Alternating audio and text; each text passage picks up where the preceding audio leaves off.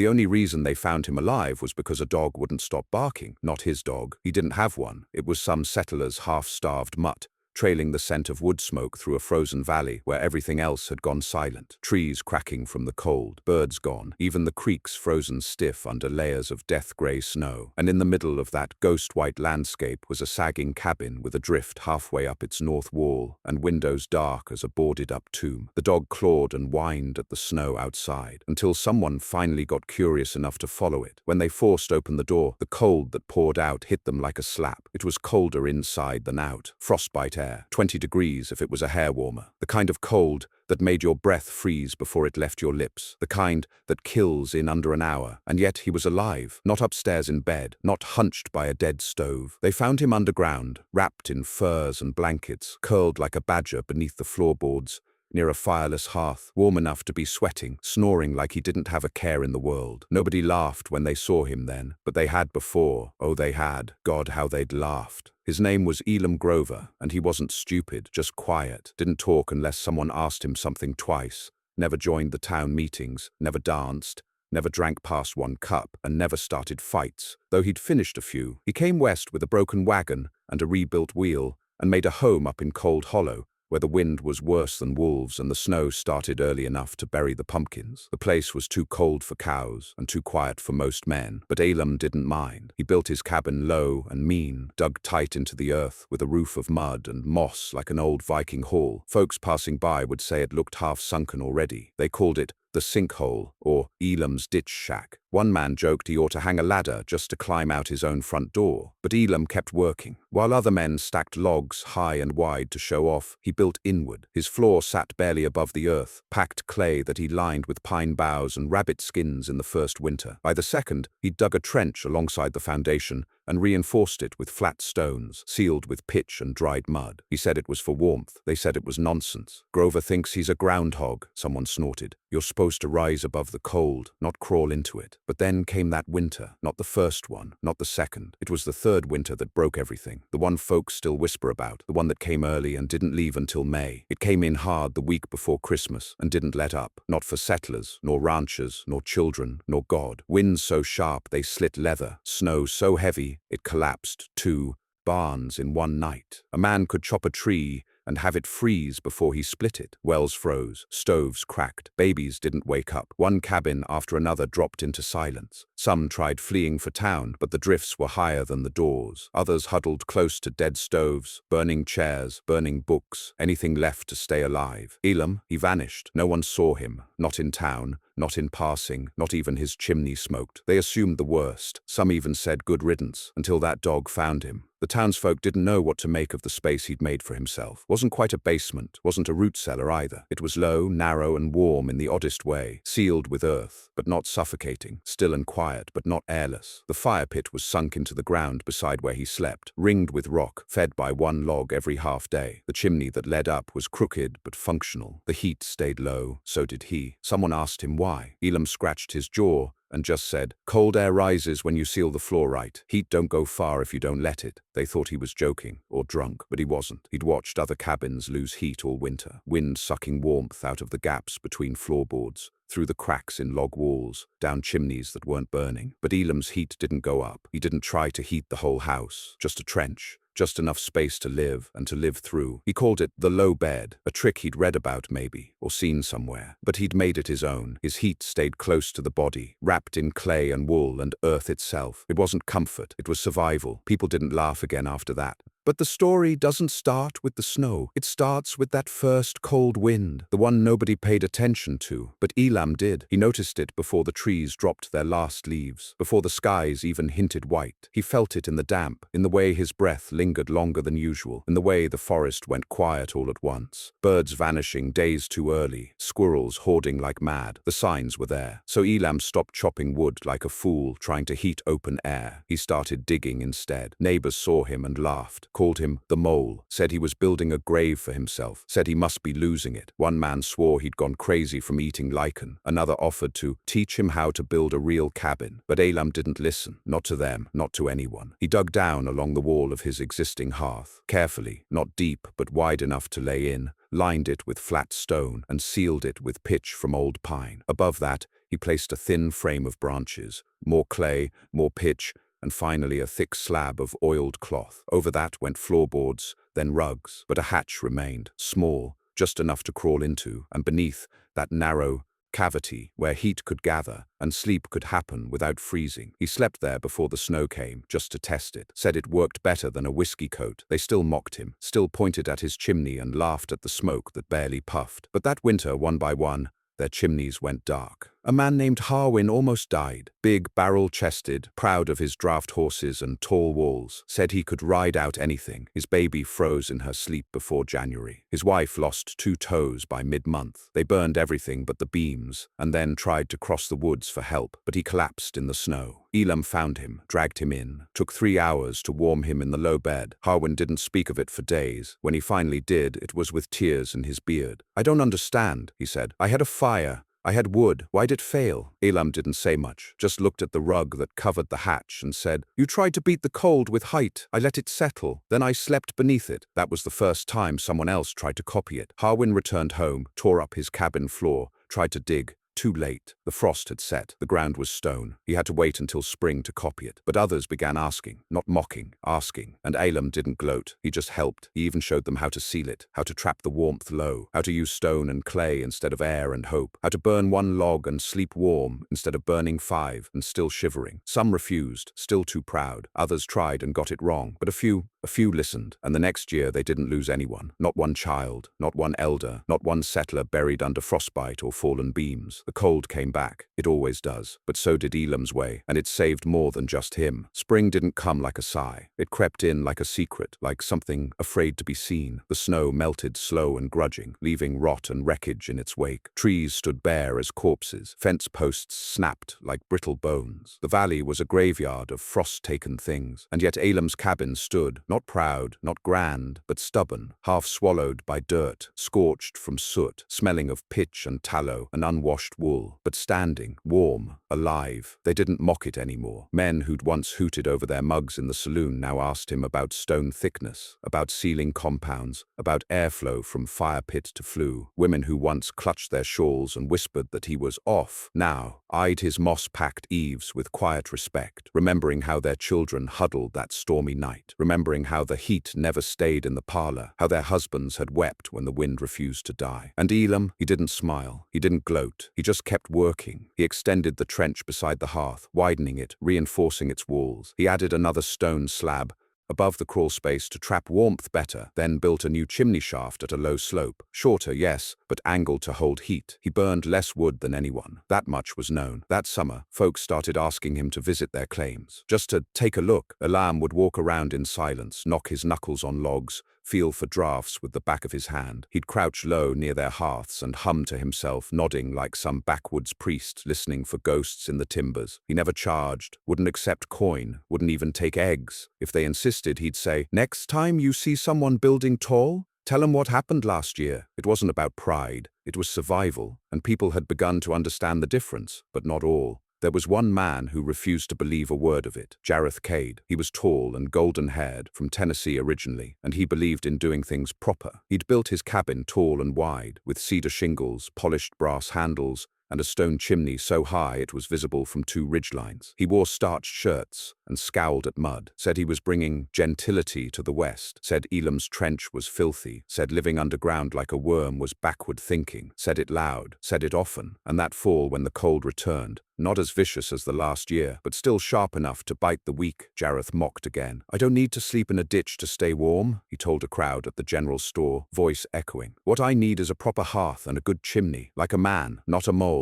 Elim was there. He didn't look up from his sack of pitch and peat, didn't speak, but he heard it, and others saw the flick of tension in his jaw. Harwin, who'd nearly frozen the winter before, stepped between them later that evening. "You don't have to like the man," he said to Jareth, "but don't talk foolish. You weren't there, Cade. I was, and I'd have died if not for that ditch." Jareth spat near Harwin's boot. "Then maybe you should stay in the dirt with him." By mid-November, the wind changed again. Elim had been watching the sky for weeks, how the stars moved sharper through the black, how the squirrels vanished, how the moss dried too early, how the air stung more than it should. He told the preacher's wife to double her stock of beans and salt. He told the miller to dig a drainage trench before the creek froze. And he told Harwin to put extra pitch along the doorframe, specifically the northern one. "Why north?" Harwin asked. Elim just said, "That's where the death'll try to get in." People listened this time. Some started rebuilding their hearths lower. Some dug sleeping pits, shallow at first, more like hollows lined with blankets. Some tore up their floors and laid stone beneath, sealing it with clay and straw. It wasn't pretty, but it worked. The storm came early again, not as brutal, but mean enough to kill if you weren't ready. And still, it caught Jareth unprepared. His chimney cracked the second week of December. The cold snapped the mortar like a twig. His fire sputtered. His walls moaned under the weight of the wind. He tried burning green wood. Smoke filled the rafters. He stuffed rags in the door seams. Frost crept through the gaps. He tried building a second fire in the parlor. It lit the rug on fire. He stomped it out with his boot, then fell coughing into the corner. By morning, his wife had packed their child and rode 3 miles through ice to the preacher's home, begging for shelter. And Jareth? He walked to Elim's, didn't knock, didn't shout, just stood in the snow like a statue, hands blue, beard frozen. Elim opened the door and didn't say a word. He turned and walked inside. Jareth followed. Later, when they talked about that night, folks said something strange. That Elim didn't sit him by the fire, didn't make coffee, didn't offer a chair. He lifted the rug, pulled open the hatch, and pointed down. Jareth didn't argue. He crawled into the trench like a whipped dog and lay there in silence while Elim sealed it behind him. The next morning, Jareth came out sweating, eyes wide. Didn't say much at first, just stared at the floor like he couldn't believe it existed. Later that week, he rode to town and started buying pitch and stone. He never mocked again. Over time, the town changed. You wouldn't know it by looking at the houses. Most still stood tall. Most still had peaked roofs and chimneys. But underneath, they changed. Hearths sank lower. Beds edged toward the floor. Some men built platforms just a foot above the ground, with hollow space beneath, filling them with heated stones at night. Others carved crawl spaces below their hearths and sealed them with tight hatches, just wide enough for 2 people to sleep shoulder to shoulder. They called it ground bedding, trench sleep, low fire warmth, but everyone knew where it came from Elim, the quiet man who never preached, never forced, never boasted, the man who let the cold come to him and beat it by lowering himself into the earth. There was one night, deep winter again, 3rd year running. That proved the final point. A storm came out of nowhere, cutting across the mountain passes with such fury it tore shingles from roofs and ripped wagons clean off roads. The town church burned when the fire inside leapt through a cracked flue. 3 cabins were flattened. The wind screamed all night. At dawn, search parties went out to find who was still alive. They found a young couple buried in drift, crawling half-frozen toward the preacher's barn. They found a widow cradling 2 sons near an overturned stove, their faces grey with smoke, and they found Elim, not out cold, not inside his cabin, but halfway to town, dragging a makeshift sled with supplies, a rope bundle, 2 blankets, a kettle of cooked beans still warm from his trench fire. When asked where he was going, he said only, "Thought somebody'd need this." They did. He saved 4 lives that day. Nobody laughed anymore. Not about his cabin, not about his trench, not about his dirt floor sleep. Some even started digging year-round sleeping hollows, carving small sunken dens off their main cabins. One woman converted her old potato root cellar into a winter sleeping room. Another man built a stone-lined tunnel under his bed with a chimney flue running sideways. Elim inspected it and called it clever. By year 5, nobody built tall stoves anymore. Nobody wasted heat. Fires were low, hatches sealed, warmth trapped like a secret held close to the skin. They say you could tell a wise man by how low he slept. Elam just called it common sense, but it wasn't common until he survived. The frost never stopped coming. That was the truth of Cold Hollow. Some winters were mild, some weren't, but the men who lasted learned the lesson Elim gave, quietly, wordlessly, by surviving what others didn't. It wasn't that he was smarter,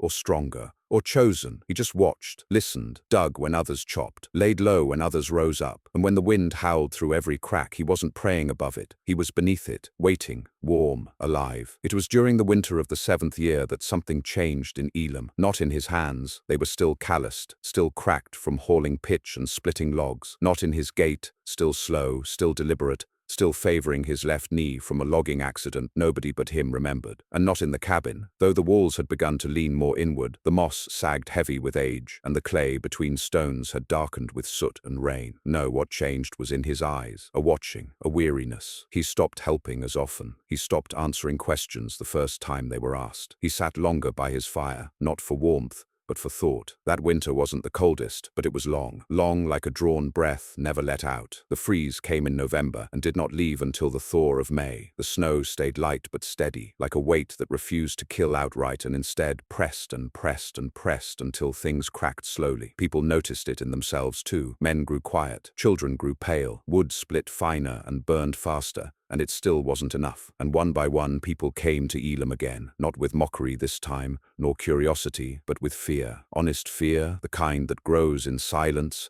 and makes even warmth feel dangerous. It started with Nora Haskins, a widow, 41, her husband taken by a hunting accident 3 winters prior. She had 2 sons and a half-finished house on the east slope. She'd built it with help from the town, a group of men who split their time between repairing fences and shoveling snow off her porch. They meant well, but they didn't live there. They didn't sleep on the cold wood floor with wind biting through the seams. They didn't wake up each morning to find the water frozen in the pitcher beside the bed. So one night in early January, when the snow was steady and the wind sounded like God whispering hate through the pines, she packed a single bundle, wrapped her boys tight, and walked 2 miles downhill. To Elim's. She didn't knock, didn't dare. She stood out there till her fingers went numb. And then the door opened. He looked at her, at the bundled boys, at the frost already creeping into their boots. He said only one word. In, she wept. They stayed for 2 nights. In the trench, the 3 of them curled together, their breath barely visible, their bodies sweating under wool and dirt and quiet fire. When they emerged, Nora kissed his hand and said nothing more. 3 days later, she started digging her own trench, in secret, behind her cabin. She didn't get it right at first. Elim never said a word. But that spring, when the thaw came and her trench had collapsed from poor stone placement, Elim walked the 2 miles uphill without being asked, helped her reline the walls, helped her seal the floor. He didn't do it for praise. He didn't do it for pay. He did it because no one else had. Because if someone hadn't helped him that first winter, if someone hadn't taught him to listen to the earth, to watch the signs, to seal the cold out, he wouldn't have made it either. There was a story Elim never told, not even once, but others guessed at it. He hadn't come west with family. No brothers, no wife, no children. Just a busted wagon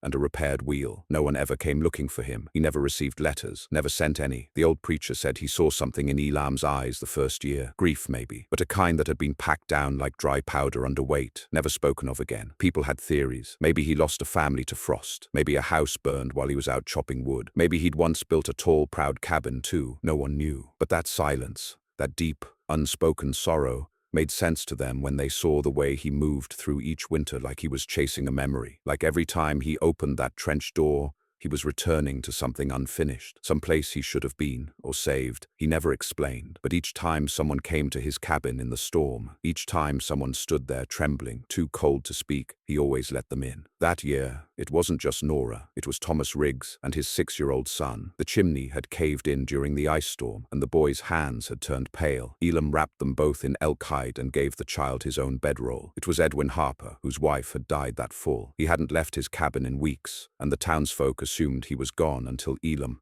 found him with his fingers black, holding a lantern that had long gone cold. Elim carried him half a mile on his back and stoked the trench fire hotter than he ever had. It was Leah and Maeve, 2 schoolteachers from the North Slope, whose cabin had burned from a spark. They arrived barefoot, wrapped in blankets, shivering but alive. Elim fed them from his beans and placed them in the low bed without question. At one point, 5 people were sleeping in the trench, curled like pups, not speaking, just breathing. The fire didn't crackle. It hummed, and they all survived. When the frost finally broke, something strange happened. The town held a gathering, not a festival, not a feast, just a gathering. And they honored Elim, not with speeches, not with songs, with silence. Each family that had survived gathered around the town square. One by one, they stepped forward and placed stones on the ground, flat stones, like the ones Elim used to line his trench. Some were carved, some were plain, but each one bore a mark, initials, the year, a small sketch of fire or warmth, or a simple spiral representing the trench's curl. They laid them in a circle, a ring of stone in the snow. Elim stood outside it. The preacher asked him to speak. Elim shook his head, then stepped forward and placed his own stone. It was blank, just one flat piece of granite. He set it in the middle and walked away.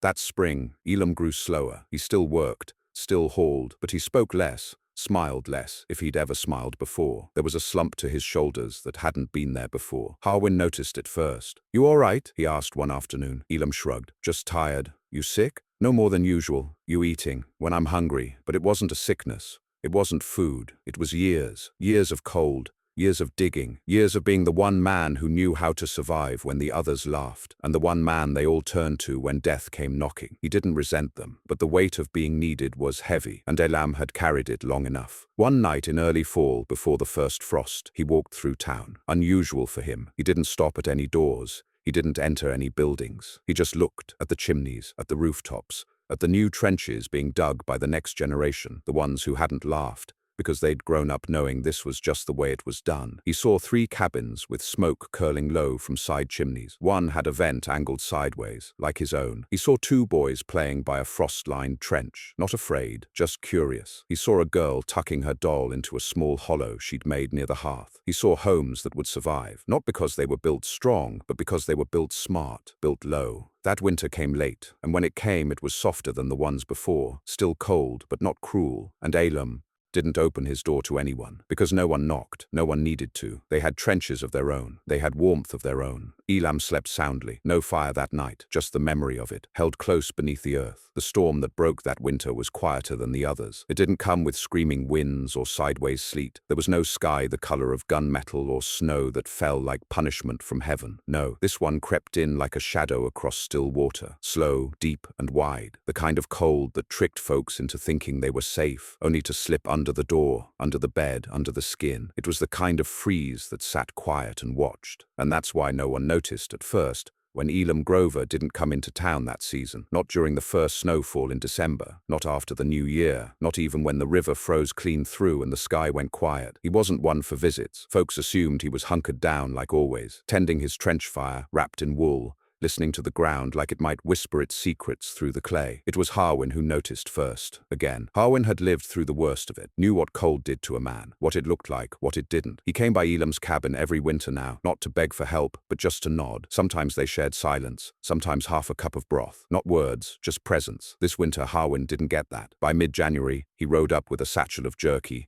and a new rope of pitch-sealed twine. He knocked, waited, nothing. He knocked again, still nothing. The chimney wasn't smoking, but that wasn't strange. Elim's fires didn't waste heat, but the window, frosted all the way through. Not a line of breath, not a whisper of warmth. Harwin stepped back, looked at the snowpack along the north wall, untouched. Elim always cleared it, always, even if just a boot path. This snow was smooth, undisturbed. That's when Harwin turned and rode back to town. Not fast, slow, heavy. Something was wrong, and he wasn't going to be the only one to see it. They came back as a group. Harwin, Nora, Edwin Harper, 2 others who owed Elim more than they could ever repay. They didn't break the door. They didn't call out. They dug. They cleared the drift, brushed away the layered snow and ice from the sides. They found the door latch frozen shut. It took half an hour to chip through the clay-packed seams around the frame. When the door swung open, it groaned, and cold poured out like a sigh. The air inside was dense, still, not the sharp, violent cold of wind, but the sunken cold of death. The kind that presses from below, the kind that comes when heat has long given up. Inside, nothing was disturbed. No overturned stool, no scattered blankets. The rug above the trench hatch was pulled closed. Nora's hand trembled when she reached for it. Harwin took her wrist, gently pushed her aside. He knelt, lifted the rug, opened the hatch. It was warmer inside than outside. Just faintly, a last ember warmth. And Elim was there, curled on his side, eyes closed, hands tucked under his chin like a boy sleeping in the tall grass. No panic on his face, no pain, just rest, the kind that doesn't wake. They didn't bury him above ground. He'd have hated that. They didn't bring him to the town plot, where the stones stood proud and useless against the wind. They didn't carve some ornate marker with years and words. Instead, they dug beside his trench, not into the trench itself. No one could bear to disturb it, but alongside, where the wall met the earth. They laid him there with his wool blanket. No coffin, no nails, just clay and stone and silence. And they packed the earth above him tight, sealed it with pitch and pine, and built a small fire beside it. It burned low for 3 days. When word spread through the valley, people came from far. Not just Cold Hollow, but beyond. Men who'd heard of trench heat from traders. Women who'd tried it and survived when others hadn't. Children who'd grown up warm when their fathers never had. They brought stones, flat ones. They knelt beside the trench and placed them in a circle. Another ring, like the one they'd made in town years ago, but this time silent, personal. They didn't speak, they just laid the stones one by one. Some had names, some had marks, some were blank. All meant something. One stone simply read, "Because of him." That spring, they didn't let the trench collapse. Instead, they reinforced it. Not to live in, not to use, but to remember. They sealed the clay, repacked the stones, covered the top with an oiled canvas and a crossbeam roof to keep the rain off, built a single step leading down, not to descend into it, but to kneel. No one claimed the cabin. No one tried to take his land. It stood empty, a place not abandoned, but kept, a monument not of glory or power, but of survival, of humility, of listening to the ground. Years passed. Cold Hollow changed. New people came, old ones passed. And still the trench remained, not always remembered by name. Children were told stories of a man who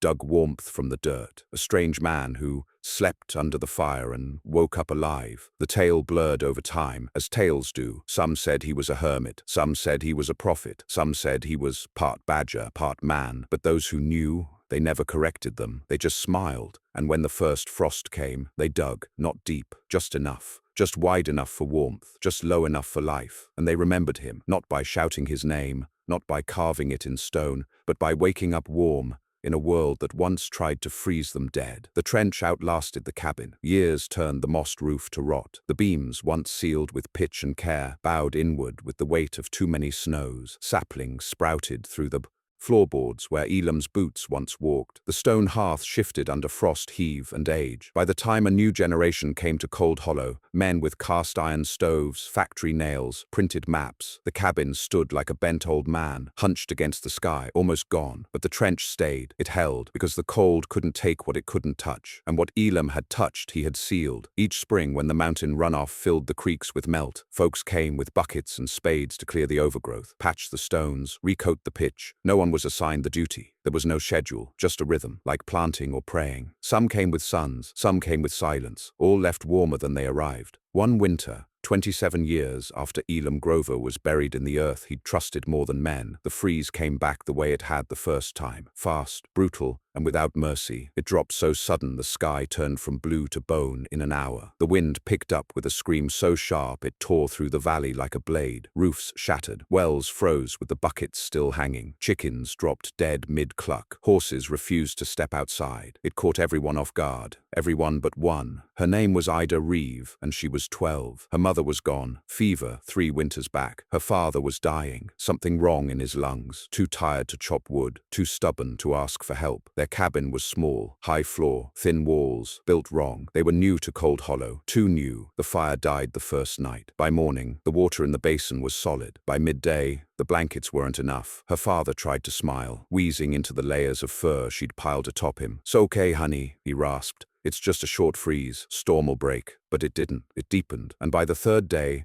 the light through the windows had turned grey and hateful. She had nowhere to go. No fire, no wood, just a cold that climbed into her chest and told her it was already over, until she remembered the trench. Her teacher had told her the story, not as a fable, but as a thing that happened, a thing their valley had once lived through. She remembered how he said Elim Grover didn't fight the cold from above, didn't wall himself up or burn through his food in a blaze of waste. He had gone low, into the earth, where warmth lasted longest. So Ida dug, not far, just behind the hearth. She found only floorboard, then frost-stiff dirt, then stone, flat, black, frozen. But it gave her an idea. She pulled her father from the bed. He coughed, weak and limp. She didn't stop. She wrapped him in every blanket they owned, in old rugs, in the bear hide her mother had cured the first year they'd arrived. Then she pulled up the floor, found the crawl space, dug with her bare hands until her fingers bled. She didn't go deep, she couldn't, but it was enough for them to crawl into together. She lit one last fire, low, small, just a coal box flame, fed from twigs, sealed tight with stone and scrap tin from a pot-belly stove. They curled together. The cold tried to come for them. It failed.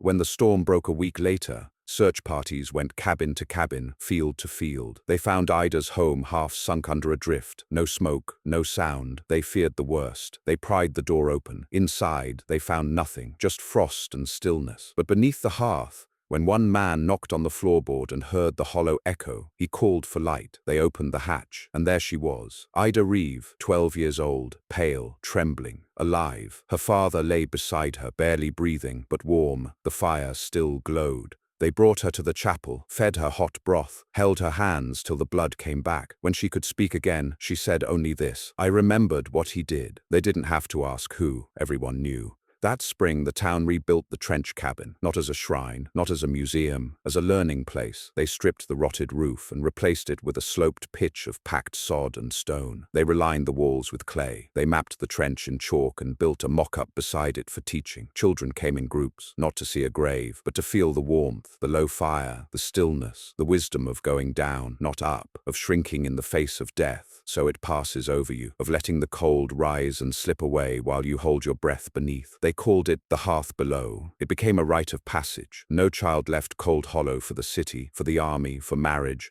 until they'd spent one night in the trench, just to know what it felt like, just to understand what Elim had given them. Not just a trick, not just a way to stay alive, but a way to listen to the earth, to survive the silence, to become part of the place, not fight it. No statue was ever made, no painting ever captured his face right, but his name stayed, and not in the records, not in the books, in the trenches. Every family had one, every child knew why. When snow fell, they didn't look to the sky in panic. They looked down and smiled, because somewhere beneath the clay, beneath the frost and fire and wool, the warmth still waited, still holding, still whispering, stay low, stay warm, stay alive.